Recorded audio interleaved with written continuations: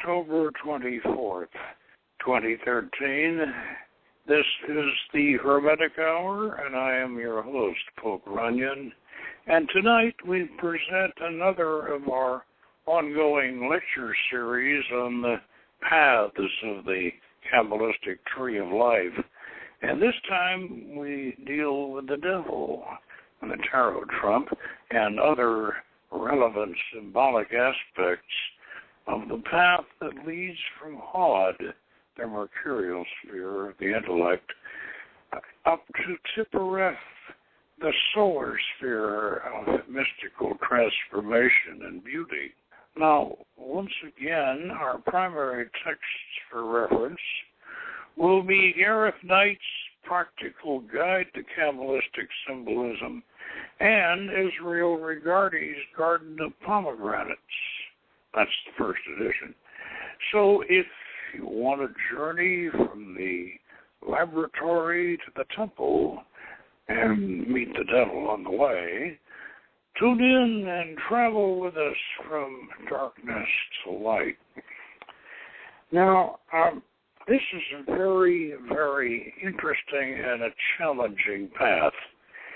And you want to look, those of you who are looking at a Tree of Life design while we're doing this, and you should be, by the way, you notice over on the opposite side, over on the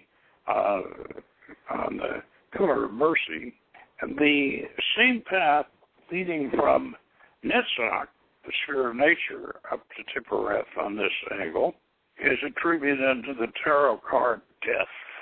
And here we have on the side of the Pillar of Severity leading from Hod up to Tippereth, we have the devil. Now, obviously, there is some intent here. And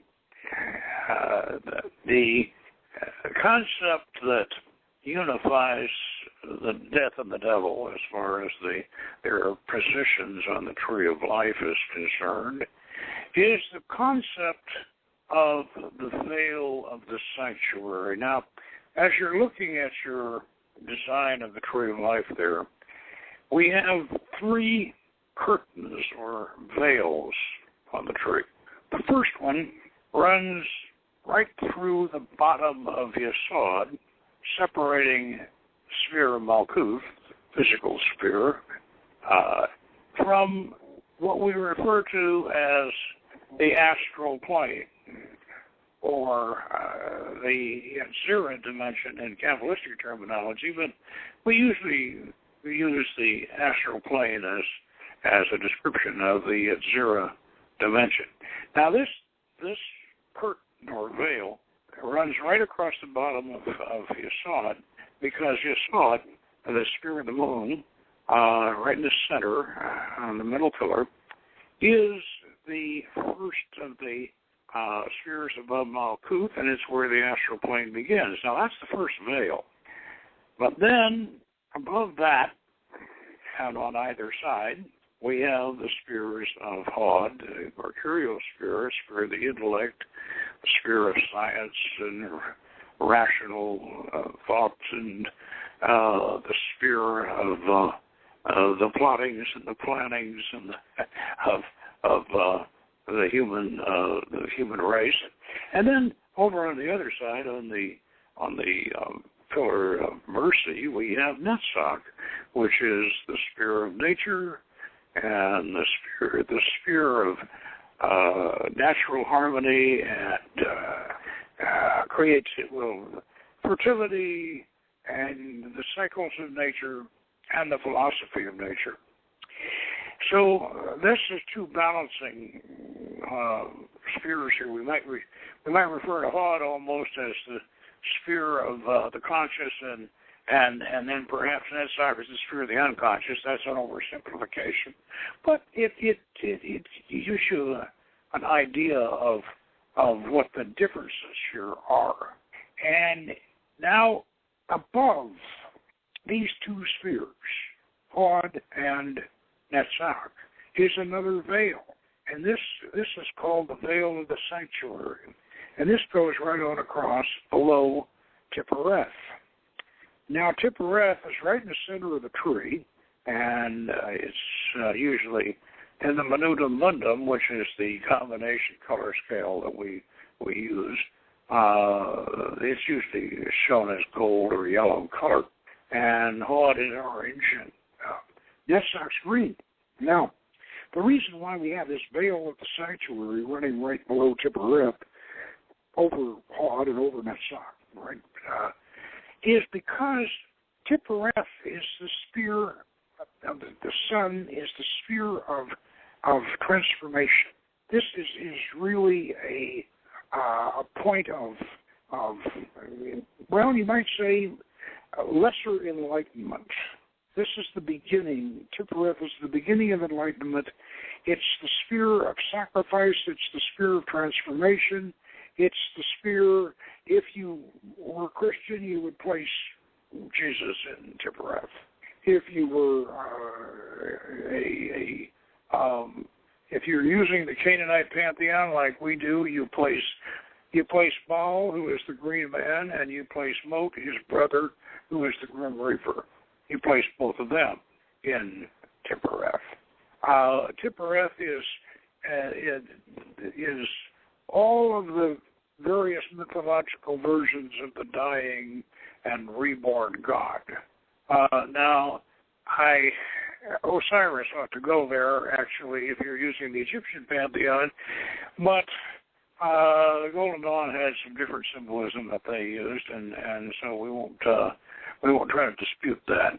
But think of Tippereth as the sphere of enlightenment, the solar sphere, the sphere in which you achieve mystical revelation and attainment by sacrifice and sacrifice and transformation with enlightenment. Now, therefore, we have this sanctuary, this veil of the sanctuary that separates them. Now, two ways to get from two different sides of the tree, two angular paths.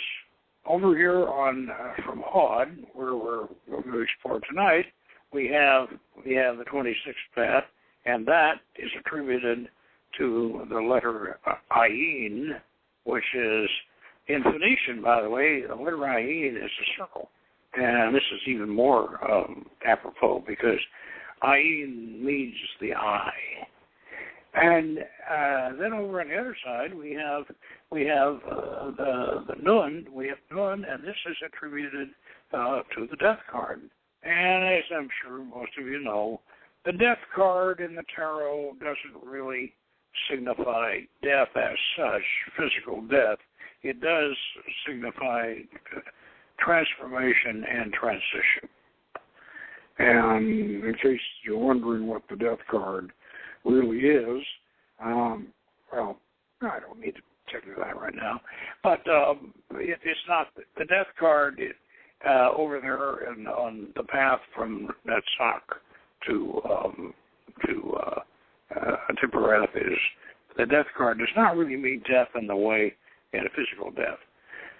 But the devil, we can't say the devil doesn't really mean the devil because actually it does. And the devil is the card that dominates the tarot card, that dominates the path, the 26th path that leads from Hod, the mercurial sphere, the sphere of the great library, the sphere of the great laboratory, and it leads from there over through the veil to Tippereth, where one would achieve enlightenment. Tippereth is also called the sphere of beauty, and I'll mention a few things about beauty. Beauty is a word. When we use it in Kabbalah and magic, beauty has a somewhat different meaning than we ordinarily think. It's one of those words like romance. The popular meaning of romance is associated with a couple of high school kids, looking at the moon out at Lover's Lane. But that's not the true, deeper meaning of romance and the meaning of romantic. and the meaning of love the same way. We tend to think of love in terms of country western songs where the singer is always singing about poor Betty May, and I love her so much and all that. Well, that's not what we mean esoterically by love. And the same thing with beauty. Now, we understand, I want to try to explain the esoteric meaning of beauty because I think it's important we understand this. This is our goal, is beauty, to achieve transformation and beauty. We're down there in this sphere of the intellect, the sphere of the rational intellect, the sphere where we can go down to the laboratory and see if we can cook up some sort of a chemical that will either do terrible things or wonderful things or whatever. We don't have so much of a spiritual mission in the Hod as we do a mission of science and intellect and progress and all of these conscious things that humankind seems to want to do. And I might mention here that there's a very clear aspect of the masculine in this Hodian process. And we might say that it has almost a devilish quality to it because there's a masculine characteristic of creativity. And creativity doesn't necessarily have to be good. And it doesn't necessarily have to help anybody, and it doesn't necessarily have to make the world a better place. In fact, some of the creative efforts in design and engineering and all have brought us some pretty horrible things. And you might say that for all of our comforts that the Industrial Revolution has given us, it hasn't made us any happier, and frankly, the pollution and the depletion of resources and the pollution of the planet more than make up on the dark side for whatever we've gained from this. Plus, the more we improve quality of life, the more people we breed all over the world, and where now the human race itself are almost in the category of a pest. We've reached proportions. If you look at this, if you look down on the planet as if you were a super intelligent life form from another world studying us, you would see the human race almost as a pestilence. I know that, but that's part of this masculine mercurial quality that goes beyond the rational. Even though it claims to be rational, it is rooted in the rational process. But in matter of fact, it really isn't that moral, and it isn't that ethical, and it certainly isn't that spiritual. Now, I know those of you who know me, you know I'm not a feminist, and I'm neither a Republican or a Democrat, and I'm neither a liberal or a conservative. In fact, I actually believe the American eagle should have both a right wing and a left wing.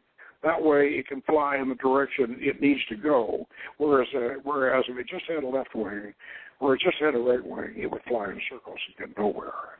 So this is not a political message that I'm giving. This is something about human nature here that you need to know. So this is Hod. Hod is this mercurial sphere.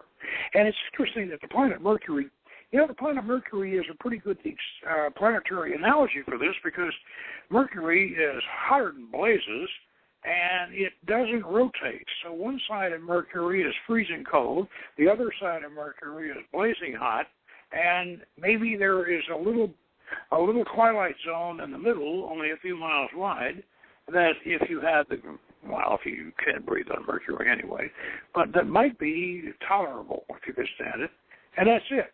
So it's extremes. There is no blending. There's no balance. There's this. It's either freezing cold or blazing hot. There's nothing in between. And that also can describe some of the processes of engineering and science and whatever that occur or arise out of the Hodian situation. Now, that's where we start from, to go up this path of the devil, through this veil of the sanctuary, to reach the sphere of transformation, of sacrifice, of beauty, of mystical and spiritual attainment. All right, I said I was going to talk about beauty. Now, beauty is, number one, our appreciation of the universe, which goes beyond the beautiful starry sky at night. It goes beyond the mountains and the rivers and the forest and all that. All of that is all certainly beautiful. It is appreciation of the beauty, and this appreciation, and the more awe-inspired we are by this, the closer we are to God. Because in Hermetic philosophy, we are the eyes of God. We all have an identically fashioned spark of the Supreme Being in us. And we are the eyes, we're the hands, we're the multi-billion fingers of God. And this makes us unique on this planet. Because dearly as I loved my cats and my dogs, I don't really think that cats and dogs contemplate and appreciate beauty. If they do, they're not aware that they're contemplating and appreciating it. They may be, but they're not. A cat is just as happy in a house that's painted in awful colors and not very well decorated as he is or she is in a house that's beautifully decorated and appointed. This appreciation of beauty. Now, this goes further. This goes further into great art, great sculpture, great art, great objects of art, although they are static. And you know the concept of the preform. The preform is alive, and then when it becomes real, then when it becomes physical, then it's on its way out because then it's fixed. But that does not apply to an object of art. And the reason why that is because even though it was made 1,000 years ago, when you see it, you appreciate that beauty. And it lives again in that beauty. So beauty is a spiritual concept. And this is why the great master Plotinus, the father of Neoplatonism, he said that beauty was an approach to God. And it is. Okay, this characterizes Tippereth. And the reason why I spent a little time on beauty here is to give you that concept. Now, the path that we're going to take from this one might say is godless scientific laboratory, library in Hod, where the boys are doing all of their evil science, and they're generating corn with scorpion venom, so the corn will cut off the insects and all this awful stuff they do, and that's in Hod. And we're going to take this path, number 26, up to Tippereth, and this path is attributed to Ayin, the letter Ayin.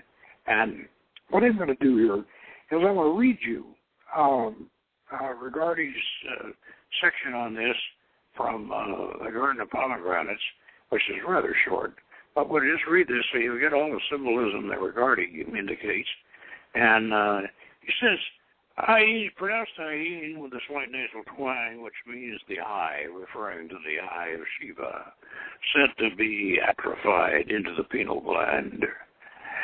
Astrologically, it is Capricorn, the mountain goat, leaping forwards and upwards boldly without fear, and yet remaining close to the hilltops. Its symbols are both the Ani and the Lingam, and its gods are emblematic of the creative forces of nature. Chem is the Egyptian creative principle, almost always shown with the head of a lustful goat. Priapus is the Greek god, insofar as he was the god of sexual fecundity and fruitfulness. Pan, when represented as the goat of the flock, raving and raping, ripping and rending, everlasting is attributed here too. Bacchus, the jovial representative of the reproductive and intoxicating power of nature, is another correspondence. Hemp, from which hashish is a derivative, is attributed because of its intoxicating and ecstasy-producing qualities.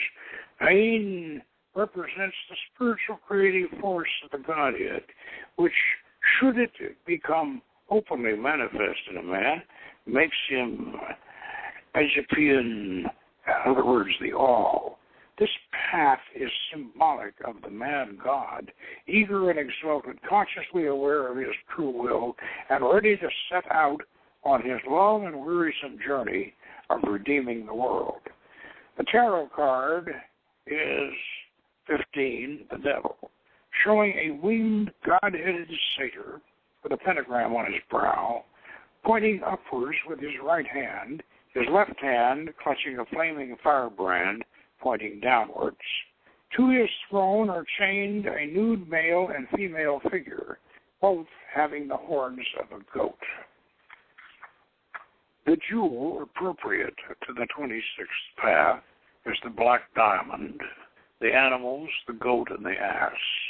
It will be remembered that Jesus is pictured in the Gospel as riding into Jerusalem astride an ass, and, if memory serves me correctly, there is a reference somewhere to Dionysus also riding on an ass. The title is The Renovating Intelligence. The perfume is musk, and the odor is black. So that's the basic symbolism of the path. Let me say right now that, of course, Gareth Knight, in his practical guide to Kabbalistic symbolism, which we've been using in these lectures, he has a more lengthy section on this, in which he cites Eliphas Levi and various others. But in this particular case, I think a superior rendition of the symbolism of this path is to be found in a book by my friend John Michael Greer called Paths of Wisdom. Now, this book came out in 1996, so it postdates, as it will be, Gareth Knight's work by some, 30 years or 40 years or so. Very, very nice book, and I heartily recommend it. It's called Paths of Wisdom, and it has descriptions of the spheres and the paths. It's sort of like a combination of Dion Fortune's mystical Kabbalah and Rigardi's Garden of Pomegranates, except his descriptions of the paths and the spheres are much more extensive. They're about the same length and treatment as Basil will be, but I think in this case, at least, in this path, I think John Michael Greer's exposition is superior. Now let's talk about how we do it, and give you some insights into this. In the first place, as those of you who have been following our expositions, you know that above the three lower spheres, that's Hod, Yesod, and Netzach, and the three paths that lead to them directly from Malkuth, above that, we use a device called Cusor's boat. And this is a magical device. It's a boat about a foot long, and it has wings folded along the sides, has an ibis beak. It's black on one side, on the side of the black pillar, and it's white on the other side, on the side of the white pillar. And it has it's divided down the middle. It has a compass. It has a cockpit. It has a rudder. It has it has two candles on the thwarts on either side. We have little candle holders, so we can put the candles attributed to the color of the sphere on the boat, and we'll put the boat in the center of the altar, and then we all go into trance sitting around the altar, and our spirit bodies, our little spirit bodies up on top of the altar, and we get on the boat, and the boat spreads its wings, and it flies through the soul door, and we're off. Now, the advantage of this, of course, is it enables us to fly over the paths on the tree of life that we've already done. And this is this 26th path from Hod up to Tiphereth is a boat working. So how will we do this? Well, in the Temple of Malkuth, we'll set the boat up, and we'll, in this case, we're going to Tiphereth, so it would be a good idea to use yellow candles on the boat, and we'll all get in the boat, and we'll go through the soul door or through the mirror. If you don't have a soul door, you can always hang a big dark mirror, and use that as your portal. And we go through, and we'll fly. I think the best route for this one, you could go up right straight up the 32nd path, and then fly over Yesod, and then do the 30th path. Again, if you want to look down and review all that, and then land at the library of Hod, below the Mesa, below the library, you could do that if you want to just look down on, areas that you've already covered. But I think it's more direct, especially seeing as how this is on the side of the sphere of severity, or the pillar of severity. The best thing to do is to get on the boat in Malkuth and just fly over the path of Sheen, the path of judgment, look down on all of that, fly over that, land at the library below the Mesa, and get off the boat, and then hike the path on up to Tiphereth, the path, the 26th path attributed to the devil, and then get on through to Tiphereth. That's the way we're going to do it. So we get off, we leave the boat at the Mesa, at the base of the Mesa, get off the boat, and then we start hiking up on this path. Now, this path, I want to mention to you, this path is considered to be very stressful and somewhat scary. And this eye symbolism. Now, in our particular version of this path working, we have a stark broken landscape, and there's nowhere to hide, really, as you go across. This landscape is almost like one of Salvador Dali's endless perspectives, and there is no place for you to hide. And over all of this, looking down at you is this gigantic eye. And this eye, this eye sees all. The eye sees all. And it sees, and you suspect that it's the eye of God, but you're not really sure whether it's the eye of God or whether it's the eye of the devil. You don't know. But it is not a friendly vision. And you must proceed through this broken landscape with very few hiding places. There's no way to escape it. You have to proceed with this gigantic eye looking down on you. And there are birds circling, and there are other beings, other human beings trying to cross this landscape. And every so often the birds swoop down and grab them and take them thrashing into the air. And you know that at any time, because the eye has you in sight, and if the eye is in fact directing these birds, and these birds are plucking human beings off the plane and carrying them away, and this is how you have to proceed through this sort of an intimidating environment. Now let me digress here a little bit about the devil and the symbolism of the devil in this sense. Now, the devil card, the tarot card, and this is the one I'm referring to, the one we use for this is the Pixie Smith Arthur Waite Rider pack. And the symbolism here is multifold and very significant because chained to the bottom of the pedestal is a rather attractive man, nude, and beside him a woman. Both of them have horns and tails, and they're chained to rocks. Now, various interpretations of this. Basil Wilby, Gareth Knight seems to think that they're really human beings that are dressed up like wearing caps with horns on them and all that. Rigardi sees them as actual demonic beings, and John Michael Greer sees them as supernatural beings. I see them as the fallen angels, and what we're seeing here is a lower version of the mountain of darkness in the Zohar.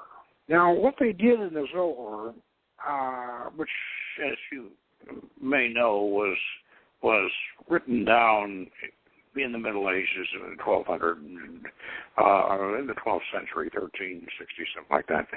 And by this time, what a Jewish legend had done with the fallen angels, as you know, they really didn't. The Book of Enoch was, well, they had a Hebrew version of it, but the Book of Enoch was not that canonized either in the Jewish tradition or in the Christian tradition. But what they did was they took all of these fallen angels and that whole crew of Semyaza and his fallen angels from the Book of Enoch, and they condensed them down to Azza and Azazel, a male and a female representing all of those imprisoned fallen angels.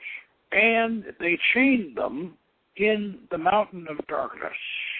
And King Solomon was rumored to fly to the mountain of darkness on the back of Shumal, the mother of eagles. And we have Shumal, of course, is a Canaanite. That's from Canaanite mythology. And he would go and get his arcane arts, his magical knowledge from Azza and Azazel, chained in the mountain of darkness, the fallen angels. That is what you're seeing, a lower down version. This would actually, this scene of Azza and Azazel chained in the mountain of darkness should be up in Da'ath. It ought to be up in Saturn. But you're seeing it here, but then you're seeing on top of this, you're seeing this representation of the devil, this huge representation of the devil. Now, Gareth Knight says, oh, well, the devil's an illusion. Well, maybe, but at this point, down here in this level, the devil is actually the Lord of these fallen angels. And quite frankly, as at a higher level in all of this symbolism, we have to realize that we are the fallen angels. Azza and Azazel represent us, and these two figures here in this chained to this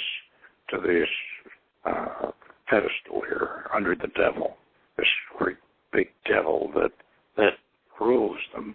And these two figures are both represent fallen angels, and they also represent us.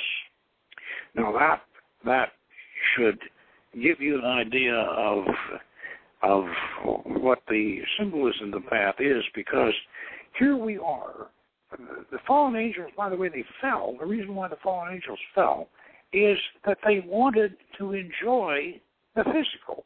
This whole idea that heaven is some beautiful place where everybody is happy and wonderful, and you wouldn't want to leave there and all that, that's not true. It can't be true, because otherwise, why would we be here enjoying life? Those of us that do, and there's a lot of us who do. This whole concept of heaven being the spiritual realm being infinitely preferred to life on earth. This is for people who don't enjoy life, and there's a lot of people who don't. But the truth of the matter is that life, physical life, is desirable. And these angels in heaven, these fallen angels, they wanted physical life. They wanted to mate with the daughters of men and all that. Of course, that's an allegory. Actually, that's not. You can't have angels mating with people, but you certainly can have angels entering human form and enjoying it. Now, if you think that sounds sort of heretical, well, think about this. Malkuth is considered the kingdom. Yes, Malkuth is most next to Kether on top, and Malkuth on the bottom. Malkuth's the most important sphere in all Kabbalah. Here, in the physical world, this is where it's done. This is where we do it. This is the plane of demonstration. This is where it gets done. And then when you're dead, you can hang around and think about what you didn't do, and think about what you might want to do better next time, and all of that. But when it comes to doing something, really doing something, you're going to come back again and do it. And you say, oh, well, that's not what we have to have. We're going to heaven, and we're going to, well, yeah, sure, you go to heaven for a while. All right, I don't mind that. But here's where it gets done. Here or on some other planet or some other physical plane or whatever, yeah. So the idea of these fallen angels, they're imprisoned in matter. Now, this means that we are, on the one hand, evolving toward the spiritual and aspiring toward the spiritual. On the other hand, we are bound and we are, in a sense, devolving into the physical. And the trick is to walk this razor's edge between the two. To walk the razor's edge between the two, to where you aspire for the spiritual, you love the spiritual, but at the same time you master and enjoy and prosper in the physical. And that is a very, very hard balance to achieve, because human beings, being what they are, they seem to want to go to either one side or the other. And this is, I may say, one of the reasons why we have this checkerboard pattern on the floor of Masonic lodges. Is the black and white squares. The trick in this game is to end up standing on a white square, but it's still, the black squares are just as important. And as we said one time, I think Maestro Alain Duquette said from the top of Mount Shasta, he said, beyond the light you may discover darkness, or beyond the darkness you may find the light. You can't have one without the other. The choice must always be yours. This is the razor's edge the magician walks. And because on the one hand, he craves and desires and is inspired by the spiritual, and yet he enjoys and he is challenged by, and he realizes the importance of his life in the physical. And so this is the challenge of this path. And when you finally manage to get through this crowd, this horrible wasteland where under the great eye, and the way you get through it is by your skill and your sagacity in avoiding the birds that are going to steal your soul if you are involved in either one extreme or the other. You have to find that middle way, and that's the real secret of this particular path. Now, I'd like to, as I say, read here in John Michael Greer's book. Let's get all of the data on the path here that he has laid out. He has laid out like same ways that Neon Fortune did with the mystical Kabbalah. Letter of the path is Ayin, the eye. Name of God is Adonai. Astrological correspondence, Capricorn, the fish goat. And the trump is 15, the devil. Esoteric title, Lord of the gates of matter, child of the forces of time. The path text, the 26th path, is called the renovating intelligence because the Holy God renews it all and the changing things which are renewed by the creation of the world. The mythological principle, meeting with the powers of life. The experiences of the path, wild and desolate landscapes, storms and other expressions of forces of nature, submergence of human consciousness in the animal self. Entities on the path, wild animals, feral humans, half-human creatures, satyrs, and other wilderness spirits, like our birds. Magical image, an arch of deep indigo color, bearing the letter Ayin in brilliant white on its keystone. The door of the arch bears the image of the tarot trip. Colors, Absolute indigo in Bria, black in Yazira, blue-black in Ashia, cold dark gray during black. Now let me talk a little bit about Capricorn and Saturn.